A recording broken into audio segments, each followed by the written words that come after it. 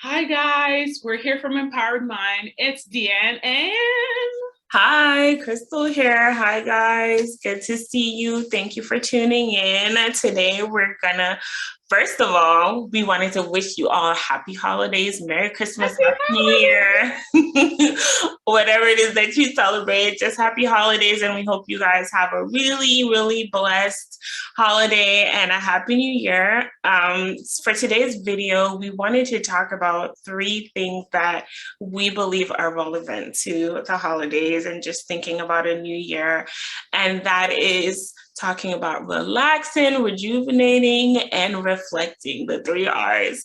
And so to start off with, I think at the end of the year, every year, I think it's so important for us to just relax, to take some time and completely relax, mind, body, spirit, because during the year, it's just we're going, going, going, going, and don't even realize that sometimes we're tired and sometimes we just need to take the time to relax. And so for me, um, sometimes my relaxation depends. It depends on how I feel, what I'm going through, what's going on in my life. And at this point in time, for me, I'm planning to relax and do absolutely nothing. I'm planning to have at least a day or two where I don't do anything. And of course, I have children. So that means a lot of preparation the day before. To make sure meals are ready, everything is good to go, and there's a little bit of work that I have to do the next day. But I'm looking forward to just taking some time to relax and spending quality time with family, loved ones, and friends this holiday season. How about you, Dee?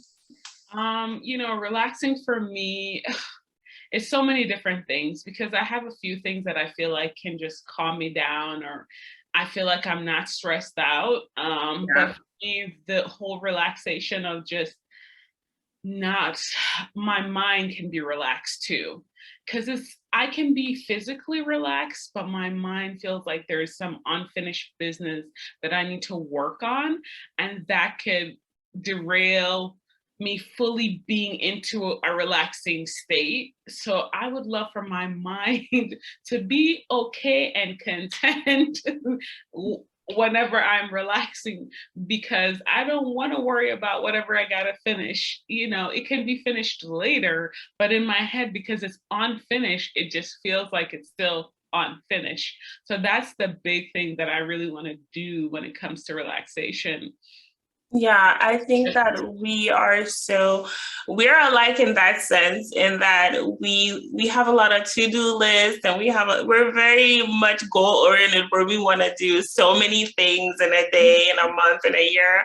And so I think that relaxation helps people like us Yes. in a lot of different ways. And I think when it comes to relaxation, the next thing that goes with it is what we want to talk about, which is rejuvenation, rejuvenating.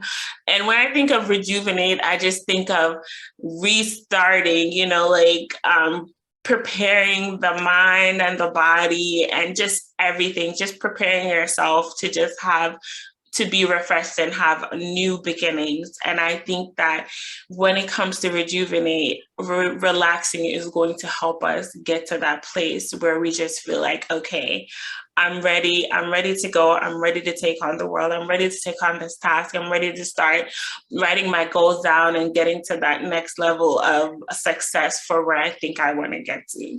What do you think, Deanne? For me, rejuvenation is kind of like filling back up my cup, because a lot of times I have just I get really passionate about a lot of stuff, and I feel like energy wise I tend to feel very empty after I kind of put myself into things. Yeah. So I need to refuel and refill, and with the relaxation and kind of maybe resting a little bit more, I can rejuvenate. I notice if I can have a couple of days where I sleep well, then the clarity of the mind comes up, and just I can clearly do things and see things in a manner that I feel rejuvenated. So I just feel like a lot of times, you have to be in a place where you can really allow yourself to rejuvenate, because sometimes we hear this hustle, hustle, hustle, get it done, big goals, big dreams, do this, do this, do this, do that. And all of a sudden, like, you are not like, whew, I am relaxed. I am rejuvenated because you've just been hustling and that's what you've taught your mind is of value, right? And so you're not valuing the in between, the rest, the self-care. And so for me, it's learning to value so much more of that rest and self-care so that I can take some time and fill myself back up so that my mind can be in a positive way, positive light, so I can be optimistic. So that helps me with the rejuvenation. Yeah, and as you were talking, I'm thinking that, that when you're relaxed and when you feel rejuvenated, then it's can be so much easier to reflect, which is what we want to talk about next. Mhm. Because you're just more ready, you're more ready to do what you set out to do. And so when it comes to reflection, what I think is important right now during the holidays and as we get ready for the new year is how do we want to be different in the new year, right? How do we want it to be better than the year before?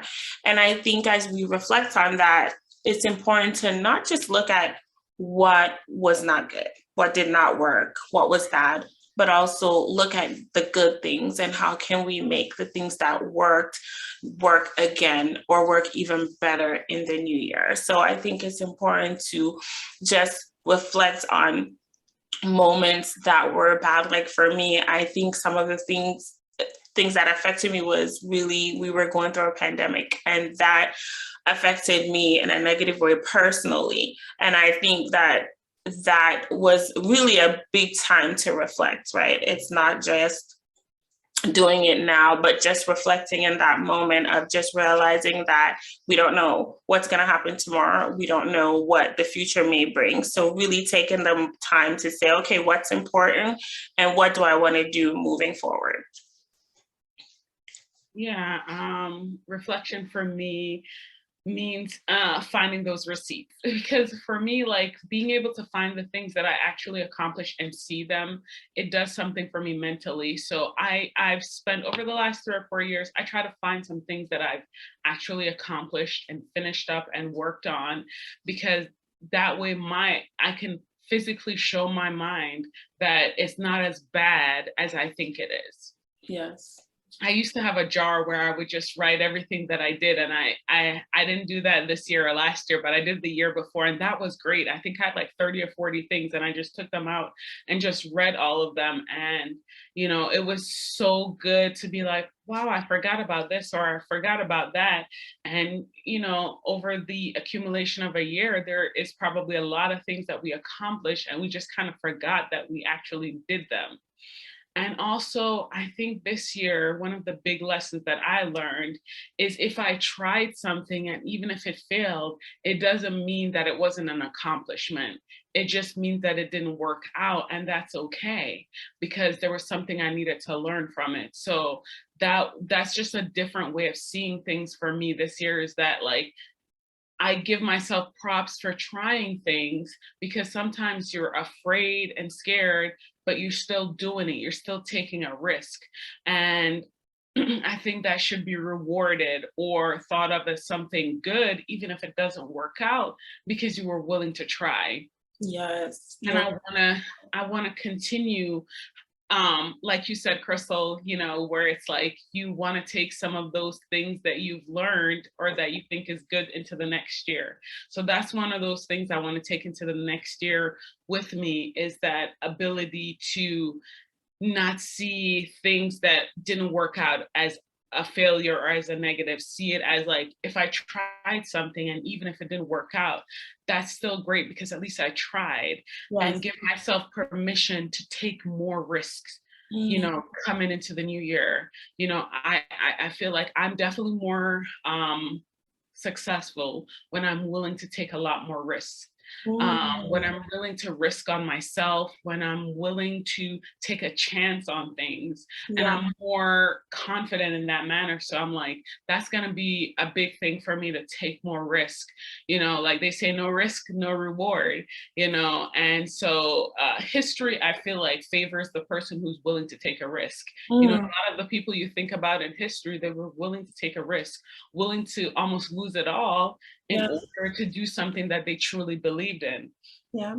And so whatever you believe in, don't be afraid to take a risk. I think that was a big thing for me this year, because I had to overcome that feeling, because it took a little while to get to that place where it was like, let's take a risk. And both I and Crystal, we took a risk this year, trying to build up our company, trying new products, trying to do different things. And maybe it wasn't how we wanted it to be, but I think it's awesome that we took a risk.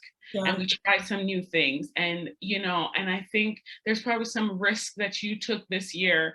And I hope that you reflect upon it and know that it was worth the shot. There's no guarantees that whatever you do is going to work out, but it's still worth it, because you don't know if it's going to work out if you never take your shot. That's so good. I feel like it's so, so important. I think we're doing some self-reflection right now. As we're talking, and it's so important. And I want to take that idea you talked about of putting down all the things you accomplished in a jar, or writing it in your notes. Okay, I did this, I accomplished this, because that's awesome to go back and see, okay, these are the things that I did. I really did do some things, because it's hard to remember all the things you did in a year. So this was really very good. Thank you all so much for tuning in. We appreciate it. Again, happy holidays, and we'll see you in the next video.